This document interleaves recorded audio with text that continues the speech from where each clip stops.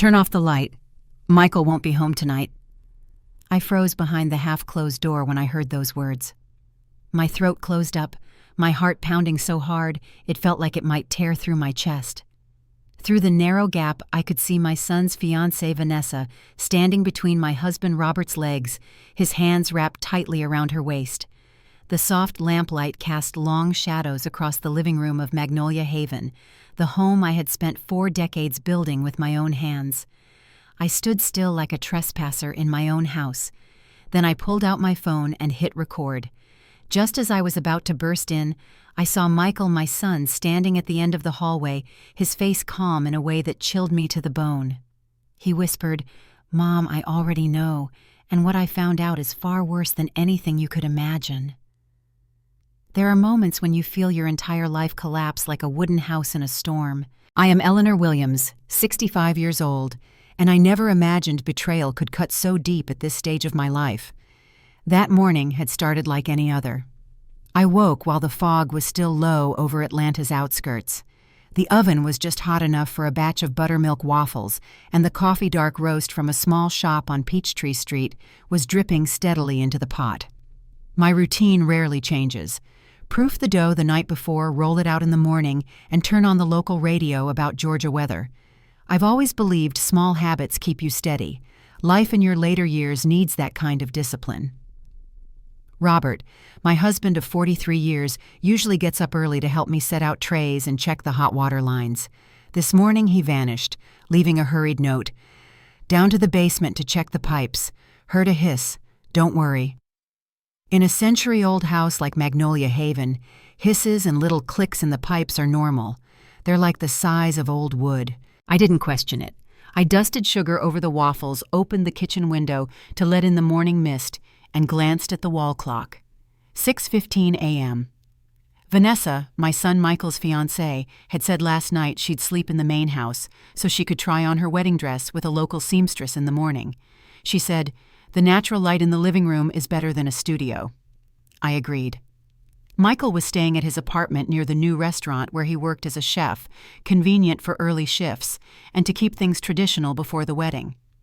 I had carefully pressed an ivory silk robe and had Vanessa embroidered on the cuff as a welcome gift for my future daughter-in-law.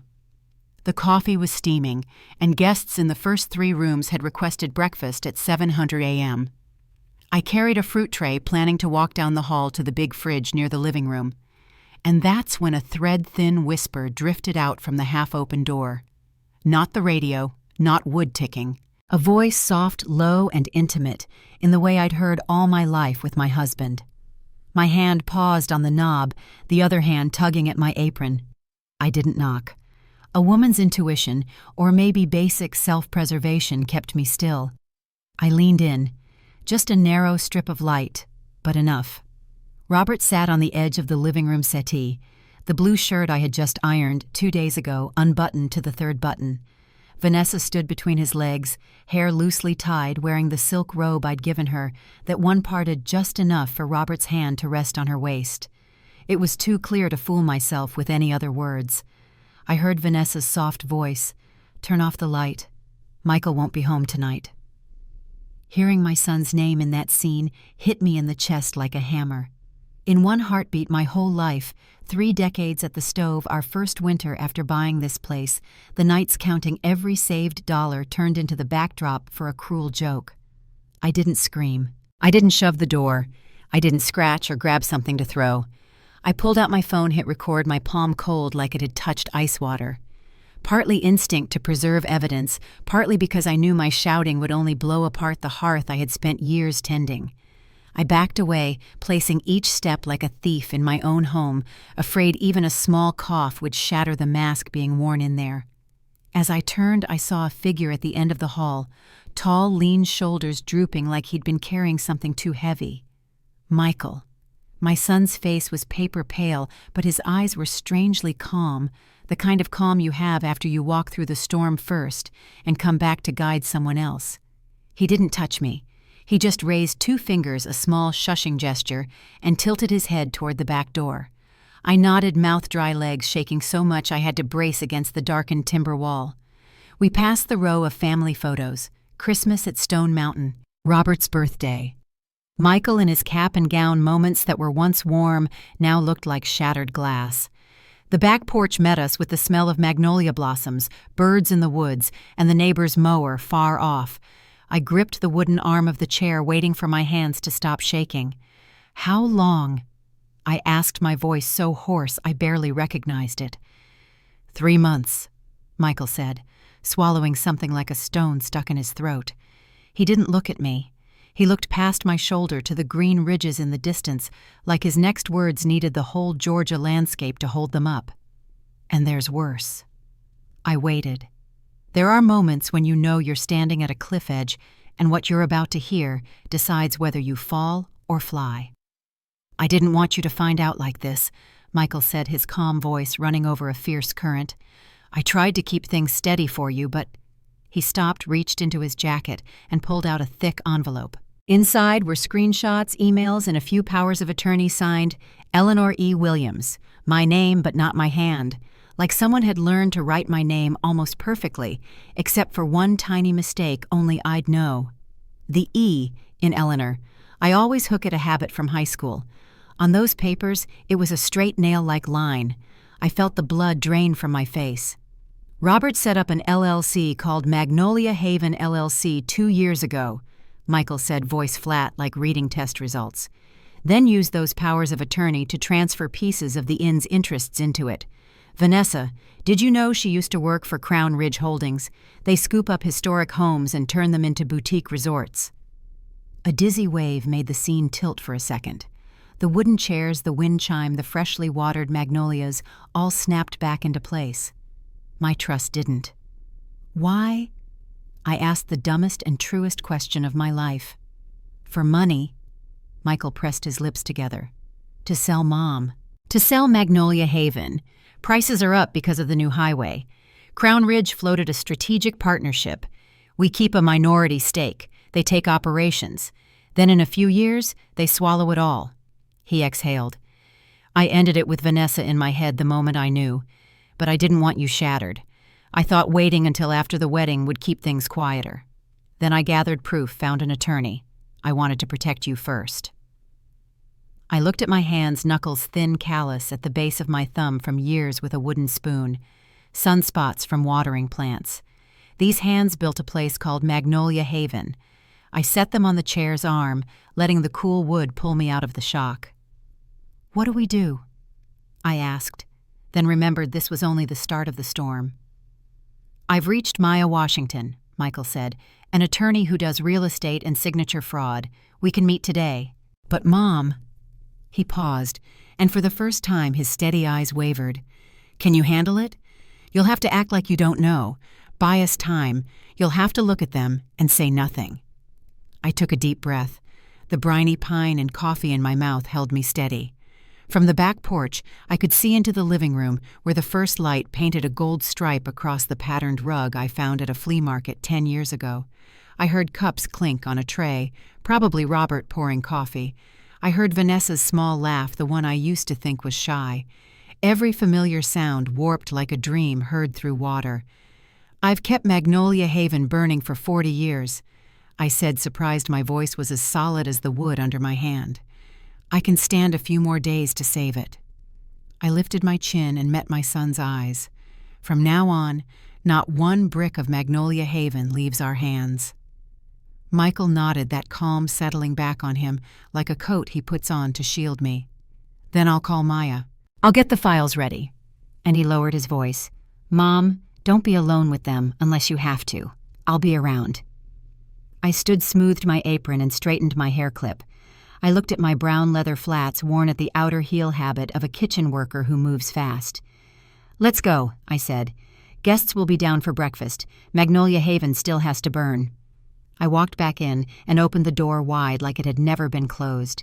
The smell of coffee and buttered sugar greeted me like any morning. The only difference was my heart knew. And as I set the fruit platter on the counter and heard Robert's steps on the stairs, I understood the last peaceful morning of my life had just ended quietly, like a flame shifting color before it flares. Michael didn't say anything else out on the porch. He motioned for me to follow down the hall and opened the small office at the end. I rarely went in there. Robert used to say it was Michael's space for grad school papers. Later, my son kept the habit of locking the metal file cabinet and never letting me touch it. Today, that door opened and I realized my child had been preparing something much bigger than I imagined. The room was dim, bright, with early sun through burlap curtains. Old wood and printer paper smell tightened my chest because I knew I was about to face the truth. Michael knelt and turned the dial on a black safe against the wall. Metal clicks echoed in the quiet, and my insides clenched. A few seconds later, the door swung open. Michael pulled out a thick, worn envelope and set it in front of me, sliding it over like a ritual of handing over evidence. I dragged a wooden chair closer, and hands shaking opened it. Out fell pages, messages, screenshots, credit card statements, printed emails. In a few photos, I saw Robert's number on the screen with syrupy texts to Vanessa. "Miss you tonight. Room 307 is set." I read and felt my heart sink, beat by beat. Those locations were all local hotels places Robert told me he had to stop by to meet a table linen supplier or look at lumber for repairs. Everyone lined up with times he was gone, leaving me alone with Magnolia Haven. "I found this 3 months ago," Michael said quietly, eyes on the desk voice, even like he was trying to keep me from collapsing. At first I thought it was dumb flirting, but when the hotel bookings matched Dad's trips, I couldn't deny it. I folded my fingers, nails biting my palms to stop the shaking. "Did you say anything to Vanessa?" I tried to keep my voice steady, though my chest hurt. Michael nodded. "I confronted her. At first she denied it, said I was paranoid. When I showed her the photos, she changed tone right away." His jaw tightened. "She said I didn't need to be miserable, that it could be a 3-way arrangement if I played along." He let out a harsh metal-on-metal laugh. I walked out. From that day, I knew this wedding was a con. I opened my mouth, but my throat closed. In the stack, I suddenly saw a few legal authorizations. At the bottom, Eleanor Williams sat clear and bold. My hand jerked. My heart felt squeezed. The writing looked so real. I touched it to be sure it wasn't mine, but I saw the tell. My E in Eleanor has always had a soft hook. Here it was a stiff, flat line. I looked up, gasping. "They forged my signature." Michael nodded, anger flashing. "I think Dad's been doing this for a while. He set up a company called Magnolia Haven LLC 2 years back. Since then, he's been quietly shifting assets from the inn into it using those forged authorizations to paper it over." My ears rang. The familiar wood walls felt like they were closing in. "So it's not just an affair," I whispered. "No, Mom," Michael said, voice hardening. "Vanessa isn't the sweet girl you thought." Before coming to Atlanta, she worked for Crown Ridge Holdings, a company that scoops up heritage buildings and turns them into luxury resorts. To them, Magnolia Haven is just a rare commodity. Prime location, historic architecture values soaring. Vanessa was sent here, and Dad went along. A cold line ran down my spine. In my head flickered the porch where I embroidered pillows, the stone steps Robert and I chipped out years ago, the white magnolia garden I tend every spring. All of it bait for someone else to price weigh and sell off. I looked at my son. "So they're planned the wedding just to legitimize it." Michael gripped the desk edge, pain and anger lighting his eyes. "Exactly. The ceremony is just theater. After the wedding, they'd have a legal path to control everything, then sell it all. And after that—" He paused, lips tight. "They'd disappear, Mom. Disappear with everything we spent a lifetime building." I couldn't say another word. In that moment, I knew the thin piece I'd clung to for decades had cracked for good. Every memory, every drop of sweat, every year Robert and I stacked to build this home was being haggled over on a stranger's table. I put my hands on the stack of papers and looked straight at Michael. "Well then, son, if they've scripted our lives, it's our turn to rewrite the ending." I bent down, hands trembling slightly, as I turned each page in the file Michael had prepared. On the cover, the bold line read, "Strategic Partnership Proposal." It sounded flashy, but a few lines in, and I knew this wasn't partnership. It was a disguised takeover. People say dry documents never lie, and when they're right in front of you, they feel like an indictment. They plan to turn my home Magnolia Haven into a premium travel product, a cold phrase with no heart in it. I thought about the last few years, how the land around Atlanta heated up day by day. The new highway made it easier for tourists from Florida and Tennessee to get here. And bit by bit, the area became a favorite for deep-pocketed buyers, snapping up old houses and small hotels to flip into resorts. I used to be proud that our little Magnolia Haven kept its original warmth so different from the glossy hotels springing up nearby. Now it turns out that very authenticity made it a rare commodity. They looked and saw profit. I looked and saw a lifetime of memories. Robert's words echoed in my head, those times he sat on the porch with a beer and blurted, "Wish we could just sell it all, head to Florida, buy a house on the beach. No worries, just sun and waves." I laughed back then, thinking he was joking because for 40 years he seemed tied to these Georgia pines.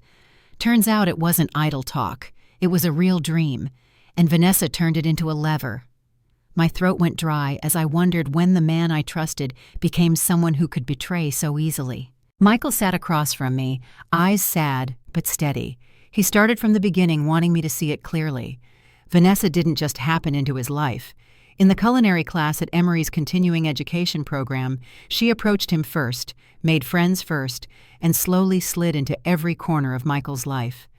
"Do you remember the first time I brought Vanessa home?" She went on about loving old houses and family dinners by the fire, Michael asked. And I remembered. I'd been happy then, thinking my son had found a soulful girl who valued tradition. Now I know those were rehearsed lines meant to soften me up. The more I listened, the clearer it felt like a pre-written play. Love at first glance in class, a quick engagement, then Robert and Vanessa handling paperwork, and finally selling Magnolia Haven into Crown Ridge Holdings. Each step locked into the next with a cold precision. A shiver ran through me. What was my role? The gentle blind mother who'd nod on the wedding day, smile for photos, then get quietly pushed out of the home she built. It was all scripted, just waiting for me to hit my marks. Michael lowered his head voice tight but firm. "I decided a while ago I'm not marrying Vanessa.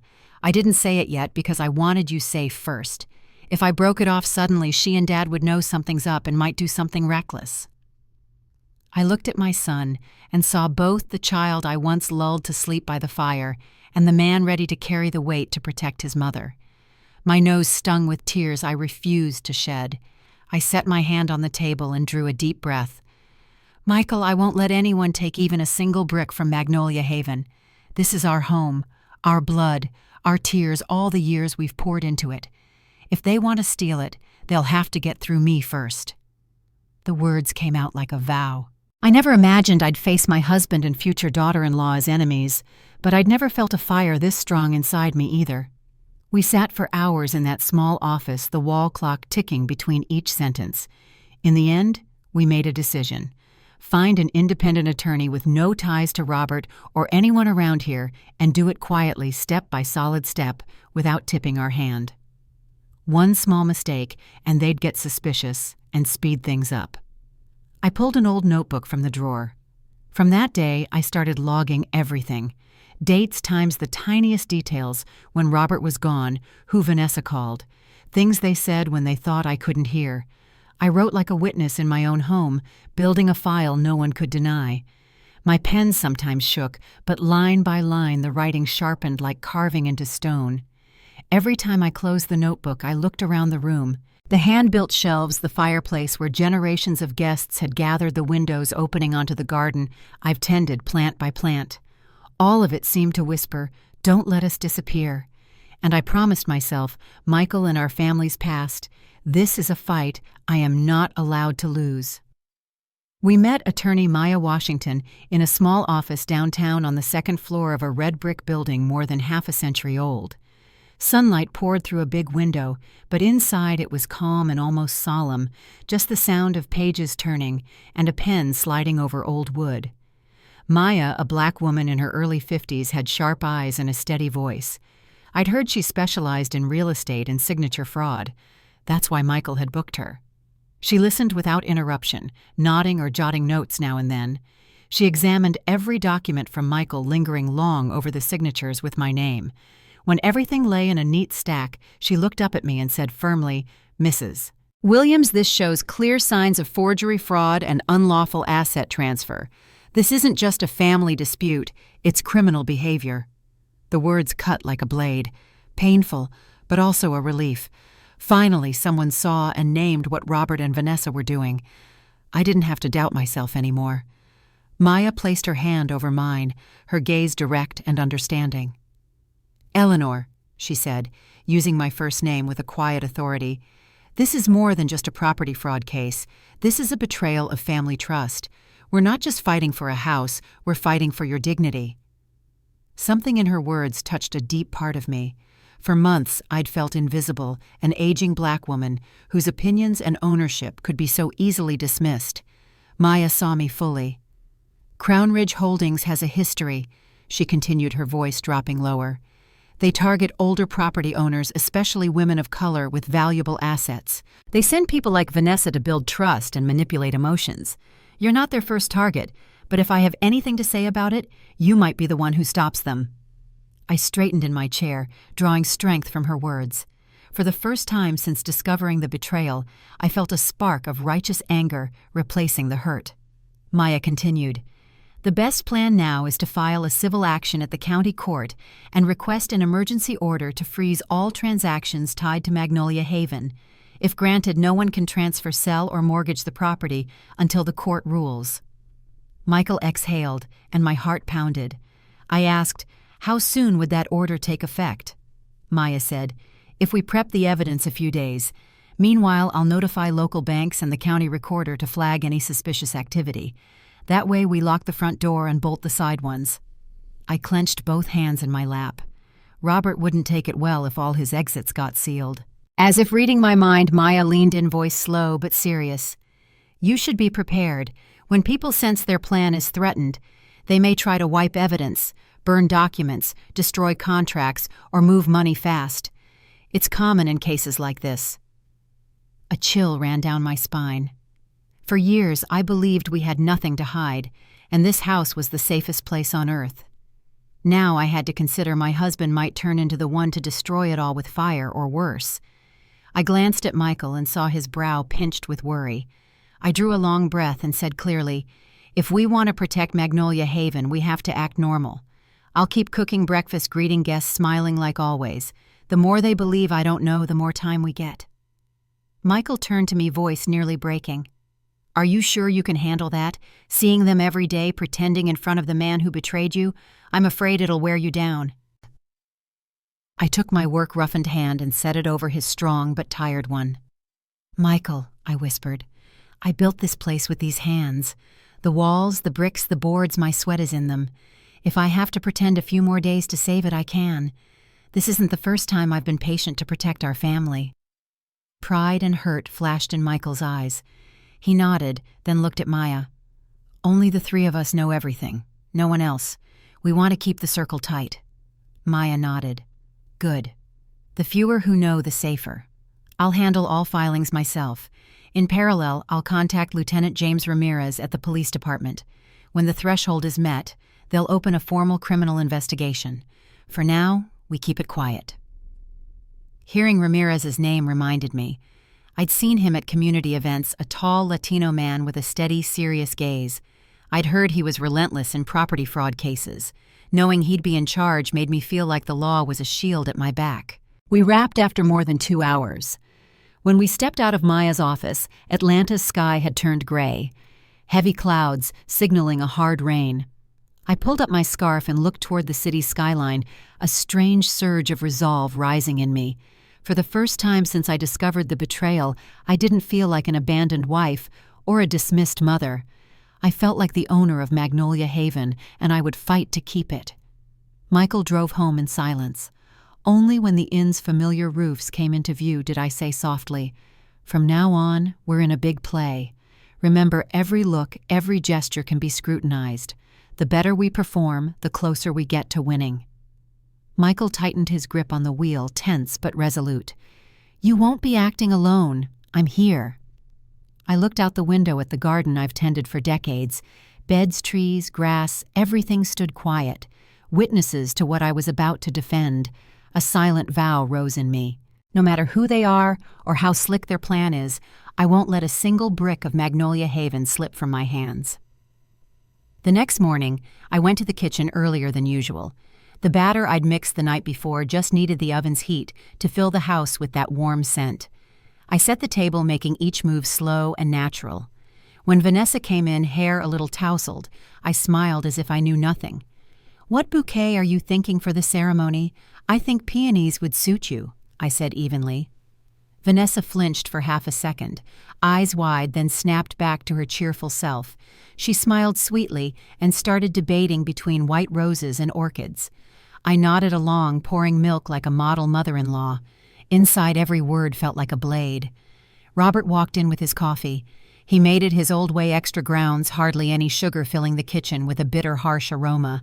I watched him stir slowly, eyes dodging mine. I know his tiny habits better than anyone, and that fake calm routine only made his anxiety show more. I pushed a little further. While plating pastries, I said casually, "I should probably call the church and postpone the ceremony a bit. My aunt in Boston is in the hospital, and you know she treats Michael like her own. It would be awful if she couldn't be there." Vanessa froze for exactly half a second, eyes wide, then nodded quickly. "Oh, I completely understand. Family comes first. We can push it a few weeks. It's fine." Her words were soft, but I saw her fingers clamp the napkin harder than usual. Robert looked up, flicked a glance toward Michael like he was testing for a crack. My son kept a calm face, took a bite of pastry, then shifted the topic to new breakfast options for guests. The whole table sat in a silent play. Everyone understood.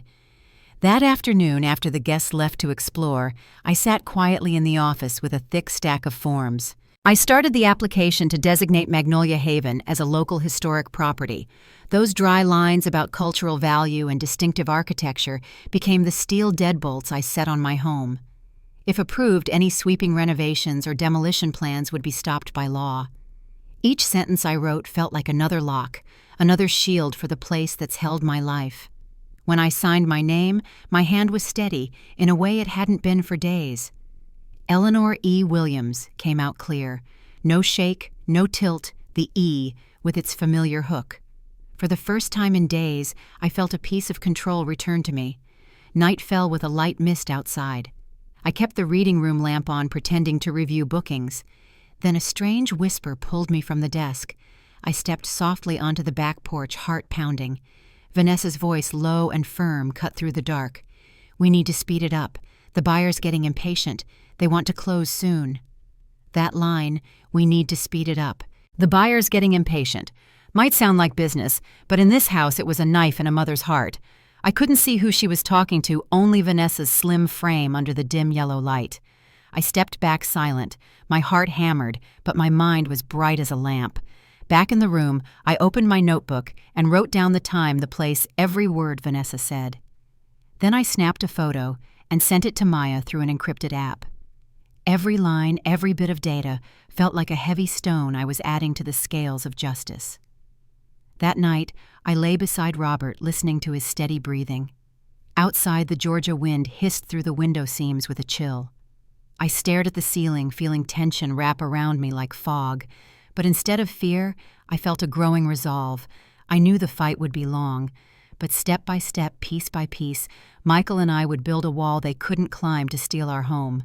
As I drifted toward sleep, a thought crystallized with perfect clarity.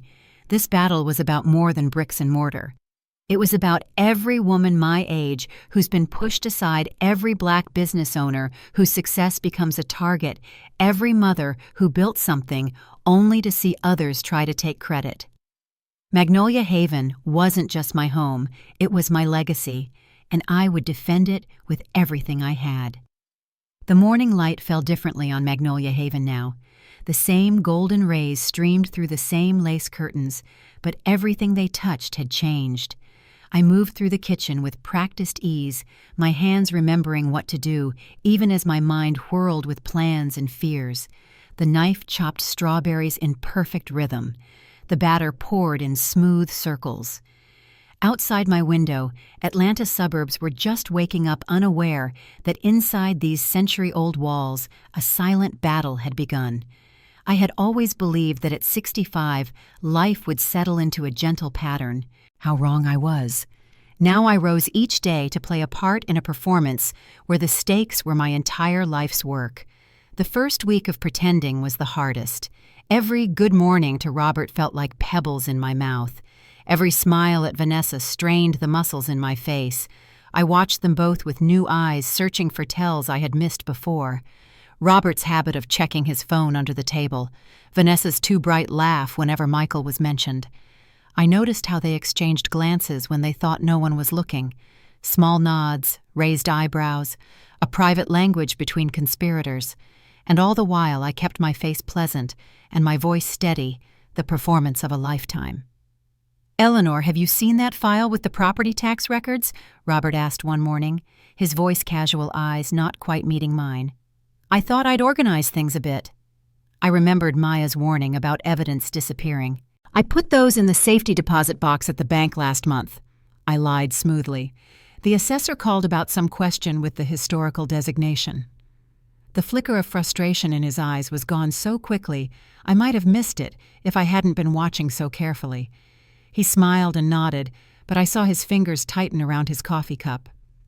"Always thinking ahead," he said, and the compliment felt like an accusation. That evening I slipped away to the garden shed, pulled out my cell phone, and called Maya. The connection crackled as I kept my voice low, crickets chirping in the background.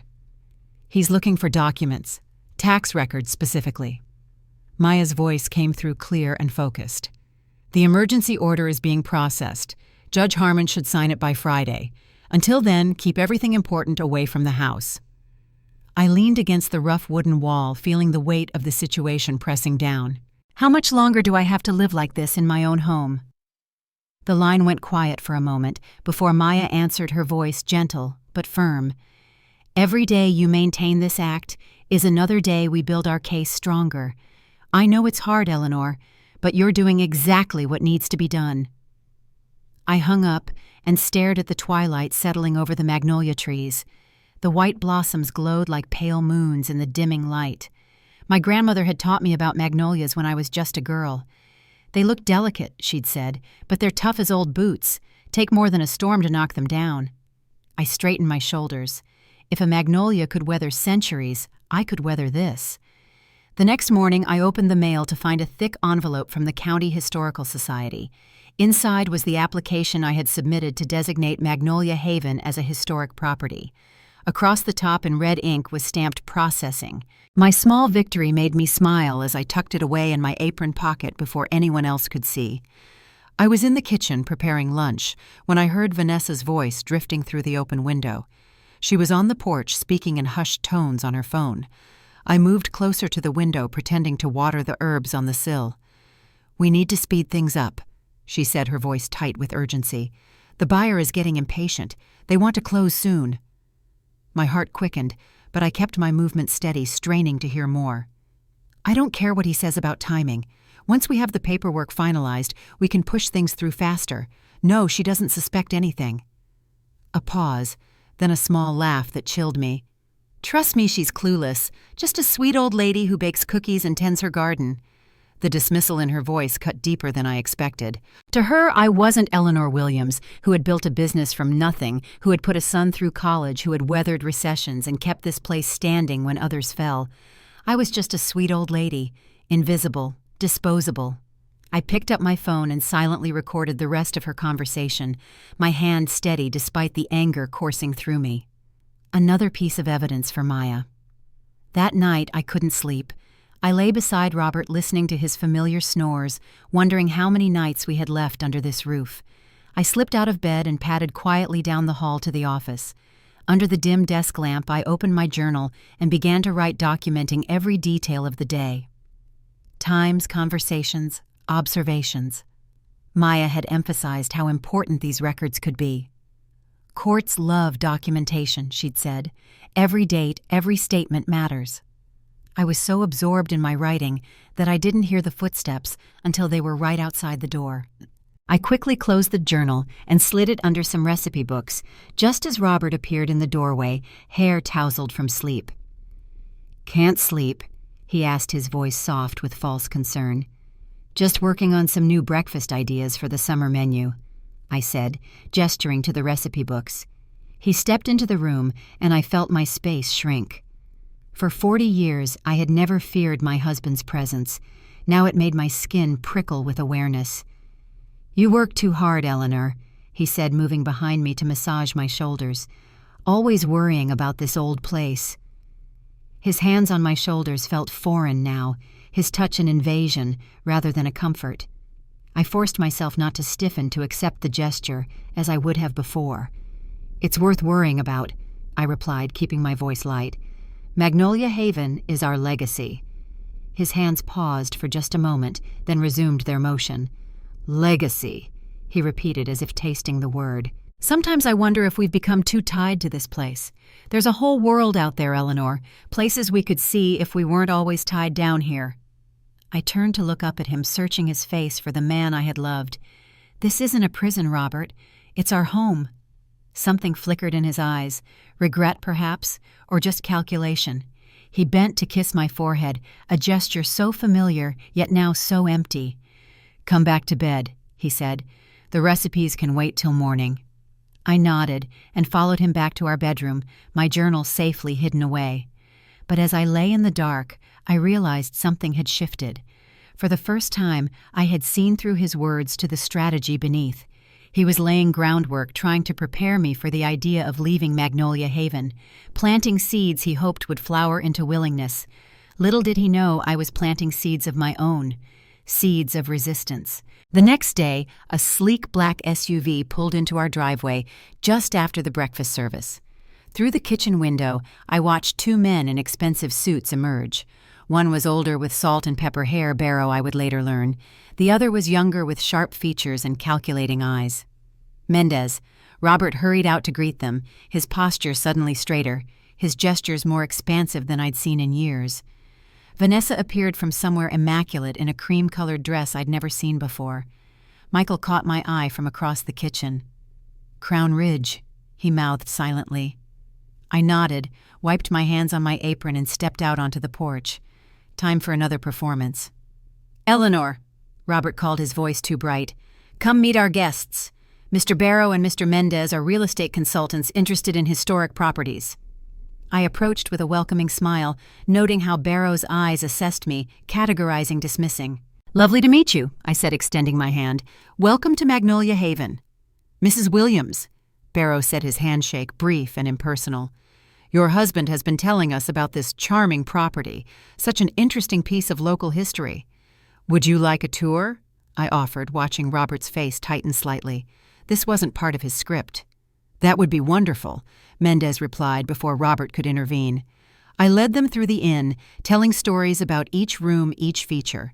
The carved staircase my grandfather had restored, the reading nook where local children gathered for story time in the 1960s, the garden where we'd hosted community events for 4 decades. The foundations date back to 1872, I explained as we walked the perimeter. After Sherman's March, many families rebuilt with whatever they could salvage. These bricks have survived over 150 years of history.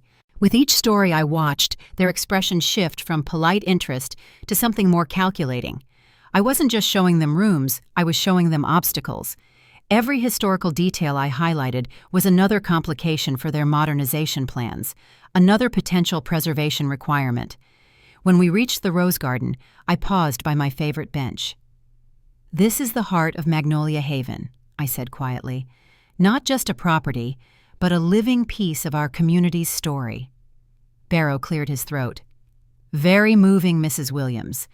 Now perhaps we could discuss some business matters." "Of course," I said pleasantly, "though I should mention that we've recently applied for historical landmark designation. Once approved, any structural changes would require review by the County Preservation Board." The look that passed between Barrow and Mendez was brief but unmistakable. Alarm. Robert stepped forward quickly. "Eleanor, why don't you check on the kitchen while we talk? I'm sure our guests would appreciate some of your famous iced tea." I nodded agreeably and headed toward the house, feeling their eyes on my back. In the kitchen, I turned to Michael, who was pretending to chop vegetables. "They're here to assess," I whispered, "probably for a final offer." Michael nodded grimly. Maya called. The judge signed the emergency order this morning. It takes effect at midnight tonight. A wave of relief washed through me. Just a few more hours of pretending, and the first layer of protection would be in place. Back on the porch, I served iced tea and homemade cookies, the perfect picture of Southern hospitality. Barrow set his briefcase on the table and pulled out a thick stack of papers. "We understand the emotional attachment," he said smoothly, "but please take a look. This is just a draft, a memorandum of understanding. You and your family will keep your name on the sign, but the management terms will transfer to us. That's how Magnolia Haven can grow." I took the stack, flipped a few pages, and saw the cold phrases clearly. Transfer of operating control, full financial authorization. I set the papers down, looked straight at Robert, and asked one question. Who currently has signing authority? The whole porch fell silent. Robert froze, his eyes darting like he was searching for an exit. His lips moved, but nothing came out. Vanessa shot him a look, clearly waiting for him to speak. But Michael answered firmly instead, calm, but ringing clear. The legal owners and signatories are Eleanor Williams and Michael Williams. He said each word precisely as if drawing a line that could not be crossed. The air seemed to harden. Mendez gave a small cough. Barrow awkwardly closed the file. They looked at each other, then at Robert, hoping for a different response. Nothing but silence. Finally, Barrow forced a smile and said, "We understand perhaps this isn't the right time. We'll be in touch." They pulled back, obviously flustered. The SUV engine roared to life and rolled slowly down the gravel drive. I stood there watching, saying nothing. Beside me, Michael stood straight, like a soldier who'd just won a small battle. Vanessa was different. Her face was tight. One corner of her mouth curled up, but her eyes were on fire. As soon as they left, she yanked out her phone, thumbs flying at a frantic speed. I knew those messages weren't about wedding flowers. Robert came closer, trying to play it cool. "It's just negotiation, Eleanor. People always push for more, but it doesn't mean we're agreeing to anything." I looked at him without replying, and I could see the strain under the mask. That night I sat alone in the office, the desk lamp shining on a notebook, already thick with pages of notes. I wrote down the time, detailed the meeting, the looks, the gestures, and especially Robert and Vanessa's reactions. Then I sent an encrypted report to Maya. When I hit send, my heart felt heavy, but steady. I knew after failing at my doorstep they wouldn't take the straightforward route again. Vanessa's whisper from the porch the night before kept echoing. "Speed it up. The buyer's getting impatient." I understood the next step would be the shortcut, and that meant this fight was about to get harsher than ever. The tension in Magnolia Haven grew like a summer storm gathering force. Robert and I circled each other cautiously, our conversations reduced to surface pleasantries. Vanessa's visits became more frequent, her eyes constantly tracking my movements. I noticed small changes around the house. Files moved slightly from where I'd left them, my desk drawer left partially open. The distinct feeling that someone had been through my belongings. They were searching for something, perhaps the originals of the documents they'd forged, or evidence of my awareness of their scheme. Whatever it was, they grew increasingly desperate as the days passed. One afternoon, I entered the garden shed to find it in disarray, my gardening journals scattered across the workbench. I carefully put everything back in place, noting what had been disturbed. That evening, I moved my real journal to a new hiding place inside a hollowed-out copy of To Kill a Mockingbird on the living room shelf. Sometimes the best hiding place is in plain sight. Michael and I developed a silent language of our own. A tap on the counter meant, "They're listening." A comment about the weather was code for updates from Maya. We lived like spies in our own home, hyper-aware of every sound, every glance. The strain began to show on Michael. Dark circles appeared under his eyes, and his normally steady hands sometimes trembled slightly as he helped with breakfast prep. One evening I found him alone on the back porch, staring out at the gathering dusk. "You should get some rest," I said softly, joining him at the railing. He shook his head. "I can't. Every time I close my eyes, I see everything we could lose." I placed my hand over his. "We won't lose it." Michael turned to me, his face tight with worry. "Maybe we're taking too long, Mom. Maybe we should just confront them now, get it over with. No, I said firmly. Maya said we need to wait. The court order is in place. Banks won't process any transfers now. We're gathering evidence every day. But at what cost? Michael's voice cracked slightly. I hate seeing you like this, living in fear in your own home, jumping at shadows. I straightened my shoulders. I'm not afraid, Michael. I'm patient. There's a difference. He looked unconvinced. Dad found your application for the historical designation.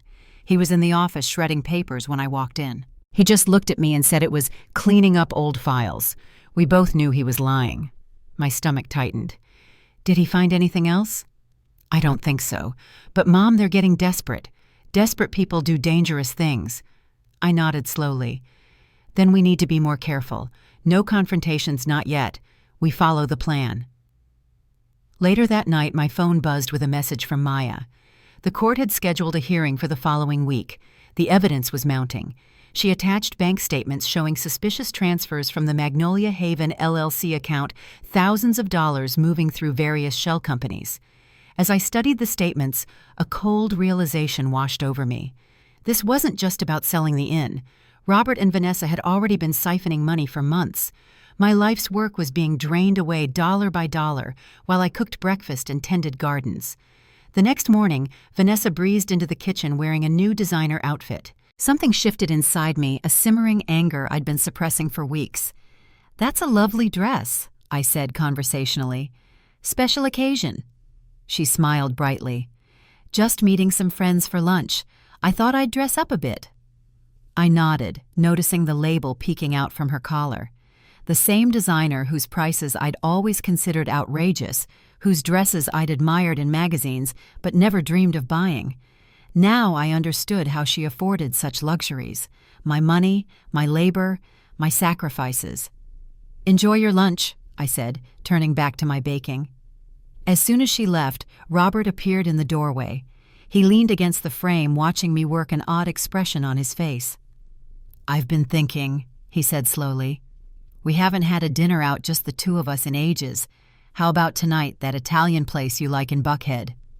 I looked up surprised. This wasn't part of the pattern we'd established. Robert hadn't suggested a date night in years. "Any special reason?" I asked, keeping my voice light. He shrugged a carefully casual gesture. "Just thought it would be nice to talk, away from all this." He gestured around the kitchen. Something in his eyes made me wary. Was this a peace offering? A distraction? Or something more sinister? "That sounds lovely," I said, deciding to play along. "I'll wear that blue dress you always liked." Robert smiled, relief evident in his face. "Perfect. I'll make a reservation for 7. As soon as he left, I texted Michael and Maya. Something was changing in the dynamic. Robert's invitation felt like a move in a chess game I couldn't quite read yet. Maya's response came quickly. "Be careful. Keep your phone with you. Record everything." Michael's was more direct. "I don't like this. Let me come with you." I replied to both, assuring them I would be cautious, but that this might be an opportunity to learn more. Inside, though, my nerves jangled with warning. Robert rarely did anything without calculation these days. This dinner invitation had purpose behind it. That afternoon, I was folding linens in the guest room when I heard raised voices from Robert's study. I moved closer to the partially open door, listening. "You promised it would be done by now," Vanessa's voice sharp with accusation. "Crown Ridge isn't going to wait forever." "I'm handling it," Robert replied, his tone defensive. "These things take time. Eleanor's not stupid." "Obviously she's not, since she applied for that historical designation," Vanessa snapped. "Do you have any idea what that could do to the sale price? The whole point was minimal restrictions." "I told you I'm handling it," Robert repeated, his voice harder now. "Tonight. I'll talk to her tonight." "And say what? Please sign away your life's work so I can run off with a woman half your age. That should go over well." Robert's voice dropped to a dangerous level. "Watch yourself, Vanessa. Don't forget who brought you into this deal in the first place." There was a pause. Then Vanessa's tone shifted to something softer, more manipulative. "I'm sorry. I'm just worried. We've come so far. I don't want to see it fall apart now." "It won't," Robert assured her. "By this time tomorrow, we'll have what we need." I backed away silently, my heart pounding. The dinner invitation suddenly made perfect sense. Robert planned to get me alone, away from Michael, away from the inn, to do what? Pressure me, threaten me, try to manipulate me into signing something. I hurried to the garden shed and called Maya, relaying everything I'd overheard. "Don't go," she said immediately. "Cancel the dinner." I considered her advice, then slowly shook my head, though she couldn't see it. "No, this is an opportunity. If he shows his hand, we gain advantage." "Eleanor, this is too risky. We don't know what he's planning." "I need to know what he's willing to do," I insisted. "And I need him out of the house. Michael can watch Vanessa. If they try anything while we're gone, we'll catch them in the act." Maya was silent for a long moment. "At least let me arrange for someone to be at the restaurant, just in case." I agreed, and we quickly formulated a plan. I would go to dinner with Robert. Michael would stay at the inn, monitoring Vanessa's movements. Maya would have a colleague at the restaurant watching discreetly, and Lieutenant Ramirez would be on standby, ready to move if necessary. As evening approached, I dressed with care, choosing the dark blue dress Robert once praised at an anniversary party years ago. I applied makeup deliberately, creating the image of the wife he used to be proud to hold hands with. But my eyes weren't the same anymore, resolute where they once had been trusting. Before leaving, I set my purse on the entry table, then deliberately walked back upstairs, muttering about forgetting earrings. As planned, this gave Michael time to activate the small recording device in my purse and confirm it was working. When I came back down, Robert was waiting by the door, dressed in a suit I hadn't seen in years. For a moment, looking at him in the soft light of the entry hall, I felt a pang of grief for what we'd once been. For the young couple who had stood on the porch of Magnolia Haven 40 years ago, full of dreams and plans for the future. That couple was gone now, replaced by strangers wearing familiar faces. "Ready?" Robert asked, offering his arm with old-world courtesy. I nodded, taking his arm with a smile that didn't reach my eyes. "Ready." As we drove away from Magnolia Haven, I glanced back at the house silhouetted against the darkening sky. Michael stood at an upstairs window watching us leave. Through the open downstairs window, I could see Vanessa on her phone, her blonde hair catching the last light as she paced the floor. Robert drove in silence, one hand on the wheel, the other occasionally reaching to adjust the radio. Old habits, familiar movements. But the air between us was charged with unspoken accusations. "Beautiful evening," I commented as we turned onto the main road. Robert nodded. "Storm coming tomorrow, though. Weather service says it could be a bad one." I looked out the window at the heavy clouds gathering on the horizon, dark shapes against the fading blue. "Yes," I agreed quietly. "I believe it will be." The restaurant was busy, filled with the gentle hum of conversation and the clink of silverware against fine china. The maitre d' led us to a secluded table in the corner, just as Robert had requested. Private. Away from prying eyes and listening ears, perfect for a confrontation. Candlelight flickered across the table, casting warm light on the crystal glasses and white linen. Robert ordered wine, an expensive vintage we would never have splurged on in earlier years. He was setting a stage, creating an atmosphere of intimacy and luxury. I sipped my water, watching him over the rim of the glass, waiting for the performance to begin. "You look beautiful tonight," he said, his eyes studying my face. "That color always suited you." "Thank you," I replied simply. We ordered food, exchanged pleasantries about the menu, discussed a recent article in the Atlanta Journal-Constitution. Surface conversation, the kind strangers might have. All the while I felt the weight of the recording device in my purse, capturing every word. It wasn't until the main course arrived that Robert finally broached his true purpose. He set down his fork, took a long sip of wine, and leaned forward slightly. "Eleanor," he began, his voice shifting to a more intimate tone. "We need to talk about Magnolia Haven." I kept my expression neutral. "What about it?" "I've been thinking a lot about our future, about what comes next for us." He reached across the table, attempting to take my hand. I allowed the contact, though his touch now felt alien against my skin. "Go on." "We're not getting any younger, Eleanor. Running that place is becoming a burden. All the maintenance, the daily grind of hosting guests. Don't you ever think about what life could be without all that responsibility?" I tilted my head slightly. Magnolia Haven isn't a burden to me, Robert. It's my joy. A flicker of frustration crossed his face before he masked it with concern. I understand that, but think about it. We could sell now while the market is hot. Take that money and truly enjoy our retirement. Travel, see the world, do all the things we always talked about but never had time for. Is that what the meeting with those men was about? I asked directly. Selling Magnolia Haven. Robert hesitated, then nodded slowly. Crown Ridge has made an extremely generous offer. More money than we ever dreamed of having, Eleanor. We could live like royalty for the rest of our days. And the LLC you created 2 years ago, was that part of preparing for this generous offer? The color drained from his face. His hand withdrew from mine, retreating like a wounded animal. How did you... No, I finished for him. I know everything, Robert.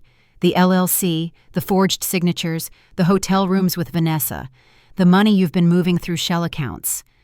The silence between us stretched taut as a wire. Around us, the restaurant continued its normal rhythm of conversation and movement, oblivious to the earthquake happening at our small corner table. Robert's expression cycled rapidly through shock, fear, calculation, and finally settled on something like resignation mixed with defiance. You don't understand, he said, his voice low and urgent. This is an opportunity, Eleanor. More money than we could make in 20 more years of running that place. That place is my home, I replied steadily. Our home. The home we built together, the home where we raised our son. It's just a house, he hissed, mask slipping further. Just wood and bricks. No, I said firmly. It's my legacy, my life's work, and it's not yours to sell. Robert's eyes hardened. I've already signed preliminary paperwork. The deal is in motion. With my forged signature, I stated flatly. He flinched slightly but pushed on. I'll give you a fair share. We can split it. I wasn't going to leave you with nothing. The audacity of his statement struck me like a physical blow, as if I should be grateful that he planned to give me a fair share of what was entirely mine to begin with. How generous of you, I said, unable to keep the edge from my voice. Robert leaned forward, desperation creeping into his tone. Be reasonable, Eleanor. This is happening one way or another. Crown Ridge wants Magnolia Haven, and they're prepared to pay top dollar. You can fight it and get nothing, or you can cooperate and walk away wealthy. Before I could respond, my phone buzzed in my purse. Michael's name flashed on the screen. My heart jumped as I answered. Mom. His voice was a tight whisper. They're gathering files and jewelry. Vanessa has 2 men with her. They're emptying the safe in Dad's office. Maya called the police. Ramirez and the team will be there in a few minutes. I pushed back my chair. It scraped loud against the floor. Where are you going? Robert asked, panic rising in his voice. I have to go home, I said, standing up. He reached out frantic. Eleanor, wait. No need to blow this up. Sit down and let me explain. I brushed his hand aside and headed for the door. I knew the thing Robert feared most wasn't losing assets. It was me seeing with my own eyes what was happening in my house. We got in the car. Robert gripped the wheel, his hands white-knuckled, veins raised. He stomped the gas. The car shot along the Atlanta streets. Wind whistled through the crack in the window, hot asphalt smell rising thick. I stared out as buildings blurred past streetlights, flaring and vanishing like a slow-motion reel. I wondered how many homes across this country hold secrets no one dares say out loud. How many wives, how many mothers have sat in a car like me, knowing the betrayal, staying steady while waiting for the truth to surface. Robert drove faster, sweat beading on his forehead. I could see panic swallowing him. He knew tonight was the turning point. His game had spun out of control. He exhaled and almost begged, Eleanor, I just wanted a new start. You have to believe me. I didn't answer. I stared straight ahead, and then as we turned into Magnolia Haven's entrance, red and blue lights flashed across the front lot. Police cars were already there, lights strobing over brick and wooden fence. In that moment, I knew everything Michael and I had prepared for was bearing fruit. The truth was about to hit the table like face-up cards. And Robert, the man who once laid the inn's bricks with me, would have to face it. No way out. The car shot through the last curve back to Magnolia Haven, and the red and blue had already washed the whole yard. The flashing lights stuttered across the wood siding, the house walls, the tall magnolias, and the stone plaque where Robert and I carved our names over 40 years ago. Georgia wind carried heavy damp and a distant growl of thunder. The porch I knew so well now looked like a stage where the final act was dropping. I gripped my purse strap, stepped out, and the wind whipped my blue dress around my legs. Wet earth magnolia blossoms and the metallic smell of police cars mixed into the thick scent of endings. Right on the steps, Vanessa was in cuffs. Her pale wrists jerked against bright metal shoulders, shaking. She shrieked, voice sharp, "You've got it wrong. I didn't do anything." A clean, cold click of a weapon behind her cut the line short. Vanessa's eyes darted wild. On the porch floor, her fancy leather suitcase lay open. My jewelry pouch neatly folded documents and a silver USB stick catching flashlight beams. Next to her, 2 unfamiliar men were pinned over their SUV's hood. One bald with a faded tattoo growled, "I'm just the guy they hired to haul stuff." The other, hair slicked with sweat, couldn't speak. His face was a blur of fear and defeat. Lieutenant James Ramirez stood square on the porch, tall and broad-shouldered uniform damp with rain. His voice carried through the storm, clipped and clear. "You are under arrest for possession of stolen property and conspiracy to defraud. You have the right to remain silent. Anything you say can be used against you in court." He signaled, and a young officer in white gloves held up a sealed leather pouch. I recognized it instantly, my chest clenched. Inside were the emerald earrings my mother gave me when I turned 21, the pearl necklace Robert bought in New York for our 20th anniversary, and the diamond ring I'd kept in the safe since the day Michael was born. Now they were evidence pieces of my life taken and returned in shame. Ramirez lifted another envelope and opened it for me to see. Inside were the USB and copies of transfer papers. "We recovered the code you sent," he said.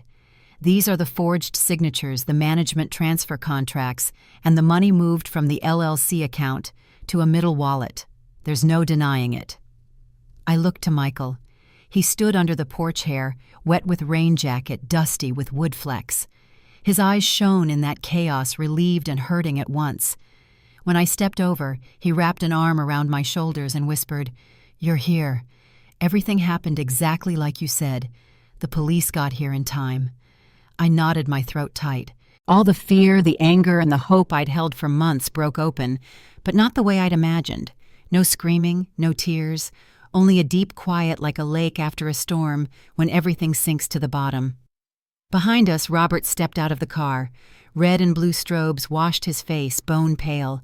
He moved slowly, eyes searching, then stopped in front of me. His voice cracked. "Eleanor, you have to hear me out. This is all a misunderstanding. I wasn't trying to hurt you." I looked at him for a long time. So many years breakfast with laughter, Christmas lights, nights by the fire listening to rain. Now all I saw was a small, shaking stranger. I spoke softly, each word heavy as stone. "This is my house. No one has the right to take it, least of all the person who built it with me." Ramirez stepped forward and motioned to 2 officers. He said simply, "Arrest the suspect Robert Williams as an accomplice in property fraud." Robert's hands were pulled behind him. The clink of handcuffs rang bright in the night. He lifted his head, eyes locked on mine. No trace of the old confidence, only a flash of fear and too late regret. "Eleanor," his voice broke, "I never wanted it to end like this." I didn't answer. Words meant nothing now. Some betrayals can't be patched with apologies. I watched as they led him to the car, and the metal door slammed one hard thud, sealing a life we'd shared that had rotted long ago. As the car rolled out of the yard, I stood under the magnolia porch. Rain thickened, hitting the roof, the steps, and my shoulders. I didn't wipe it away. The cold drops felt like a final washing, rinsing off the grime of the years I'd been deceived. Michael came close and set his jacket over my shoulders. I felt my son's warmth, the resolve in the way he stood beside me.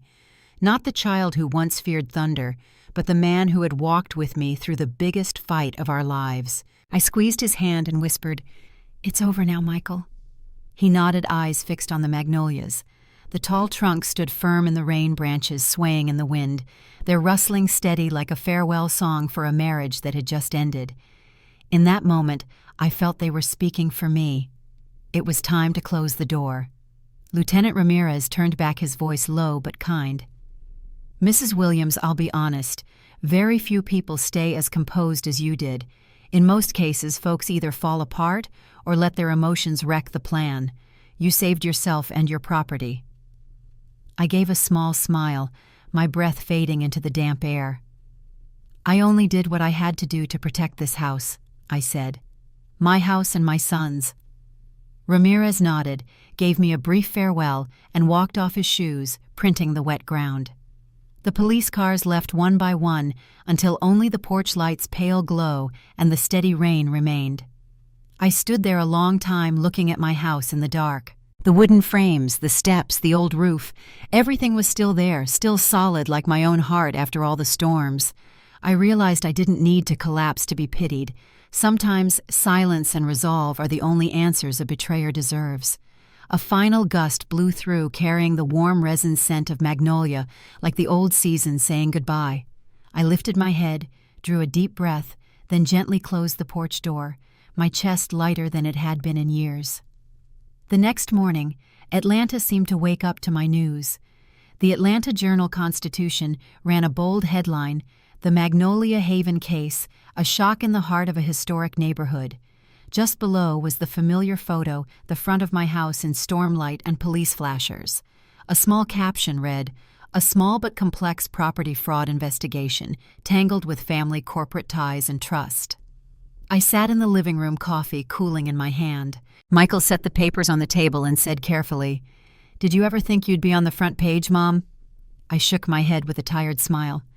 "No, but at least the truth has a name." In the weeks that followed, the truth peeled back in layers.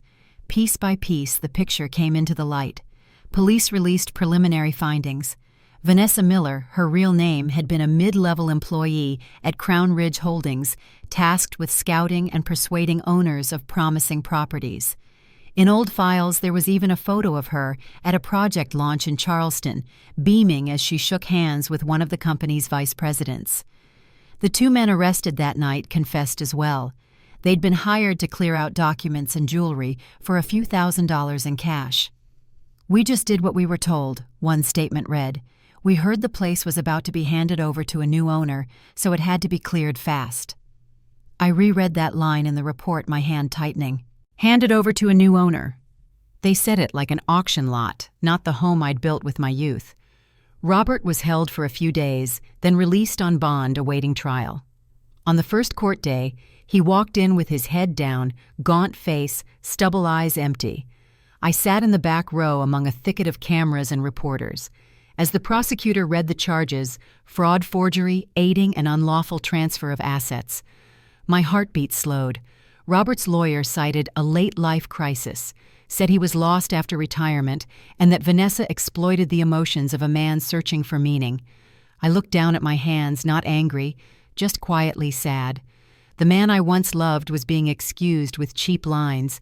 He admitted part of the wrongdoing, hoping for leniency. I didn't look at him again. When the gavel came down, everything between us was truly over. Meanwhile, Maya and her financial team kept tracking the money drained from the Magnolia Haven LLC account.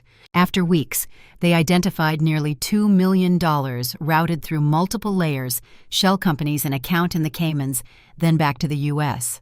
Most of it was frozen in time, thanks to the emergency court order Maya filed the very day we set the trap. "If we'd been a night late, they would have moved it all," Maya said, relief and fatigue in her voice. I just answered softly, "It's all right. Some of it's gone, but the part that matters most is still here." What mattered most wasn't money. It was the house. The divorce moved quickly.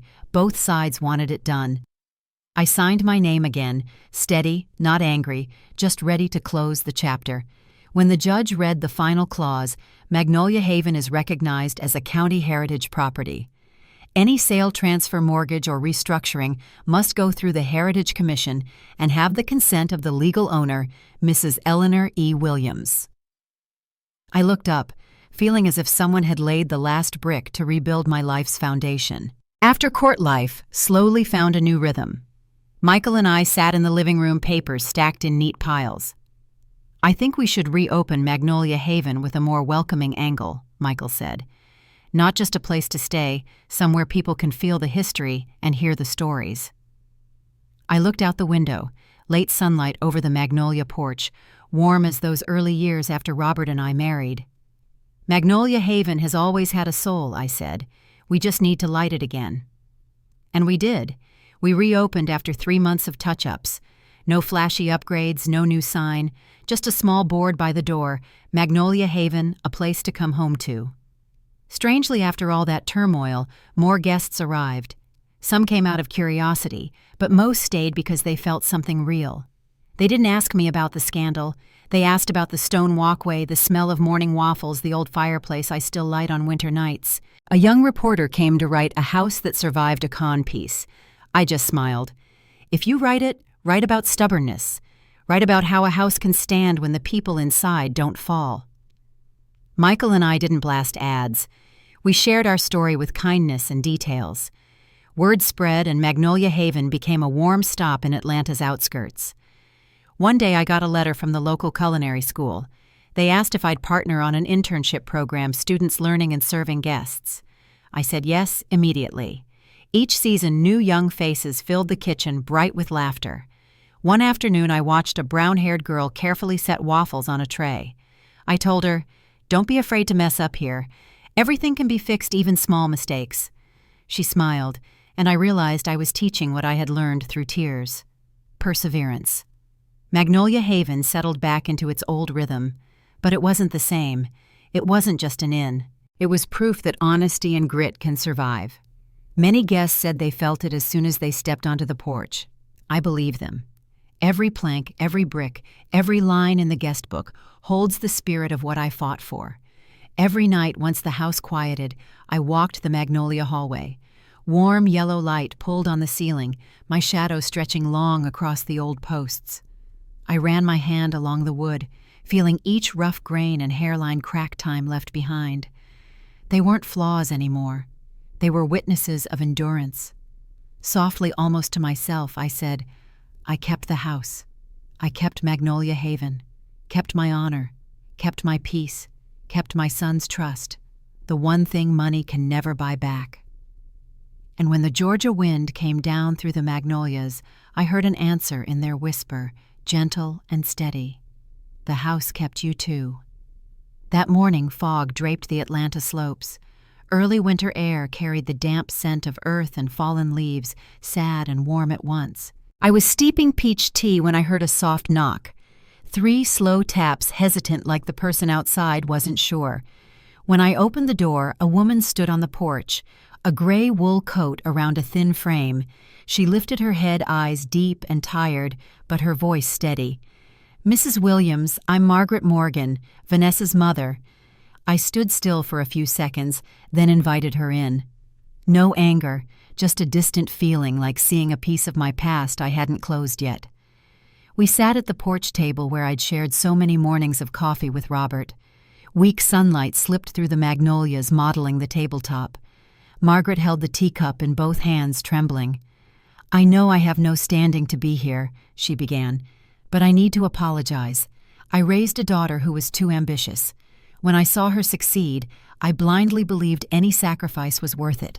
I didn't see the darkness in her until it was too late." I stayed quiet. Wind moved under the eaves like the house sighing. Margaret said Vanessa had always wanted to be above others. When Crown Ridge hired her, Margaret proudly told neighbors her daughter worked for a major company. Then came expensive gifts, unexplained trips, and the growing cold in Vanessa's eyes. That's when she understood her daughter had slipped too far. "You can hate me," Margaret said, voice catching. "But I'm not here to excuse her. I'm here because I know a mother's loss, and I want you to know I never taught her to betray anyone." I exhaled softly. Years of anger and contempt aimed at another woman faded like smoke. I couldn't say I forgave, but I didn't hate anymore. We drank our tea in silence. The peach sweetness and warmth seeped into my chest. We talked about Mother's long winters, the nights waiting for a door that never opened, meals going cold around an empty chair. Margaret looked at me kind and hurting. Maybe we're not so different, Eleanor. The difference is you still have your home. I lost my child. I held her hand gently, not to erase the past, but to acknowledge that a mother's pain wears the same colors. When Margaret left, I watched her fade into the fog and knew it was a meeting that needed no forgiveness to lighten the heart. In the days after, I noticed Michael smiling more. He talked often with Olivia Quinn, a young architectural researcher staying to study historic timberwork. Olivia's soft brown hair and bright eyes followed a thick notebook everywhere. She spoke with excitement about mortise and tenon joints, about how the Magnolia Haven porch was designed to catch morning sun and shed afternoon rain. I watched them on the porch, Michael leaning in to listen, Olivia smiling, her voice moving like music. In the dimming light, they looked like two people rediscovering something lost. My heart, tight for so long, began to unclench. As for me, I relearned how to be alone without feeling empty. I started my journals again, not to complain, but to note small things. The smell of cinnamon toast, the kettle's first bubble, the wind threading through magnolia leaves.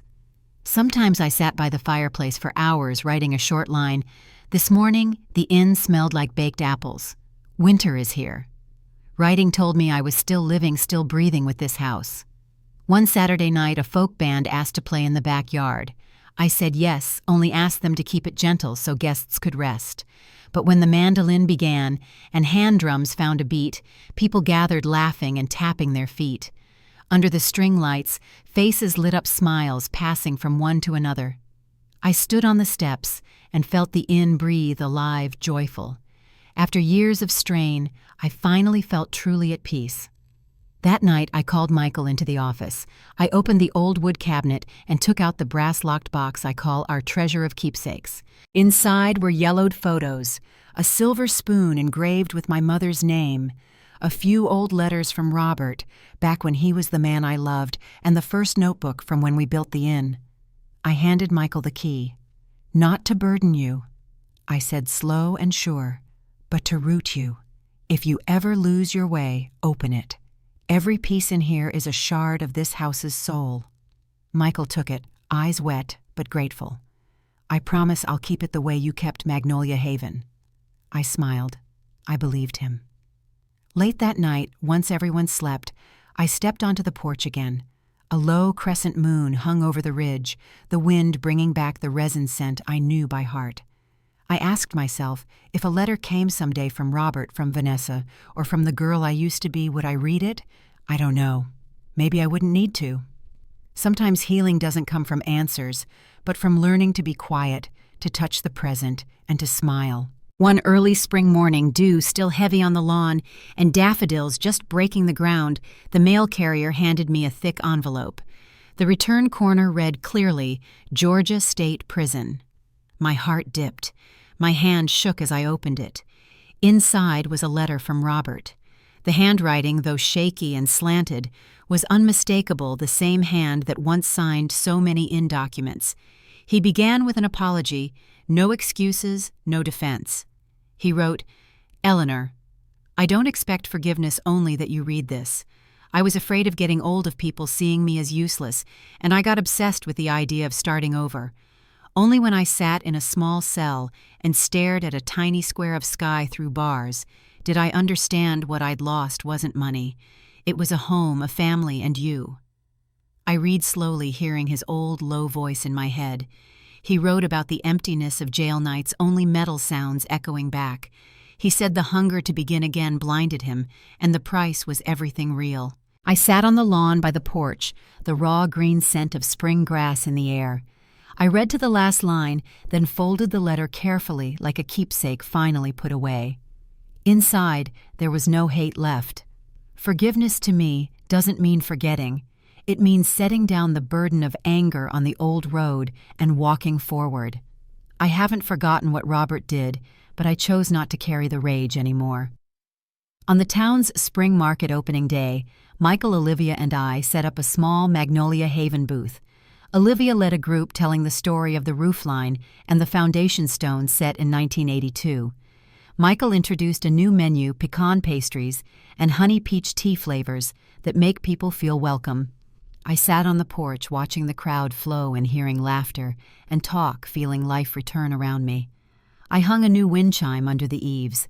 When the spring wind moved through, it rang and mingled with the magnolia's whisper. It was the sound of each new day, the sound of the freedom I'd fought to keep. That night, the backyard glowed. Guests circled the wood tables, children ran a folk guitar, strummed under a plain, honest voice. I stood in the middle of the yard, filled my lungs with warm magnolia and wood smoke, and listened to the wind against the porch and the bright bursts of laughter. Peace rose in me, rare and full. I understood the life ahead is mine and belongs to the people I truly love. No more shadows, no more schemes, only endurance renewal and the faith that even after the longest winter spring returns. I am Eleanor Williams, 65 years old, owner of Magnolia Haven. My hands built this place, my heart defended it, and my spirit lives in every corner. There was a time when I thought my age made me invisible, when men in expensive suits looked through me rather than at me. There was a time when I believed my greatest achievements were behind me. I know better now. Age hasn't diminished me. It's given me the strength to fight for what matters. My wrinkles and gray hair aren't signs of fading away. They're medals earned in a long campaign of living. When I look in the mirror, I don't see an old woman. I see a warrior who refused to surrender what was rightfully hers. And when the young women who work in my kitchen watch me move through my day with purpose, I hope they see their own futures reflected back, not as a diminishment, but as a gathering of power. A woman in her 60s isn't at the end of her story. Sometimes she's just beginning her most important chapter. Magnolia Haven stands on the outskirts of Atlanta, its wide porch welcoming travelers from everywhere. But its true foundation isn't brick or stone, it's resilience. The kind that doesn't make headlines or draw attention. The quiet, enduring strength of a woman who refused to be written out of her own story. Sometimes in the soft evening light, I sit on that porch and feel the full weight of what I nearly lost and what I fought to keep. Not just walls and a roof, but dignity. Purpose, a legacy worth passing on. The magnolias bloom white against the deepening sky, sturdy and graceful all at once. Like them, I've weathered storms and emerged still standing. And like them, my roots run deeper than anyone can see. The embers of the hearth still glow, and so do I.